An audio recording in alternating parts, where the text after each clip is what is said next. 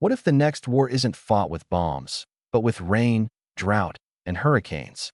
That future might already be happening right now, and almost nobody is talking about it.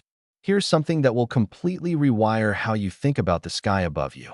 Humans have already been modifying weather quietly, consistently, and at scale for decades.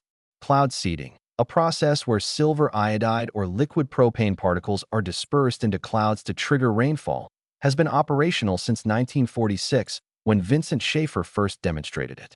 Today, over 50 countries actively run cloud seeding programs. China alone operates the world's largest weather modification program, covering an area roughly 5.5 million square kilometers. That's larger than the entire continent of India. But stop right there, because what's happening now goes far beyond cloud seeding. DARPA, the United States Defense Advanced Research Projects Agency, has been actively researching atmospheric manipulation.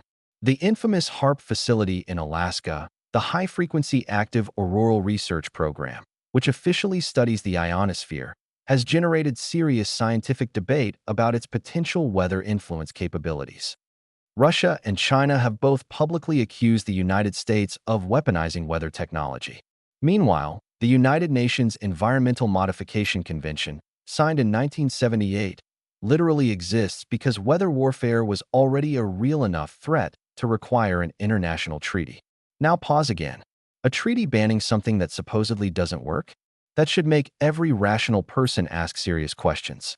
In 2023, the UAE successfully used drone technology to trigger rainfall in temperatures exceeding 50 degrees Celsius. Microsoft and multiple climate tech companies are now investing billions into solar geoengineering research, which involves reflecting sunlight away from Earth to cool temperatures.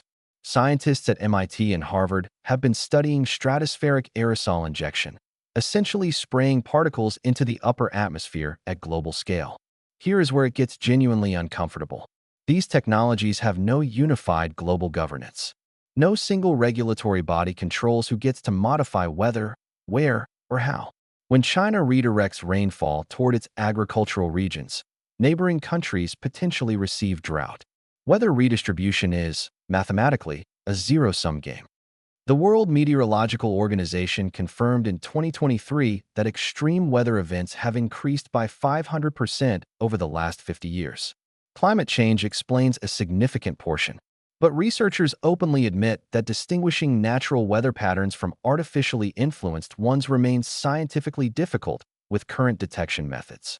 We are standing at the edge of a technological capability that could feed billions, end droughts, and save lives. Or, in the wrong hands, trigger famines, flood enemies, and wage invisible wars without a single bullet fired. The sky is no longer just weather. It might be the most powerful weapon and tool humanity has ever developed. Follow me right now, because if you scroll past this, you will genuinely never find content this important again.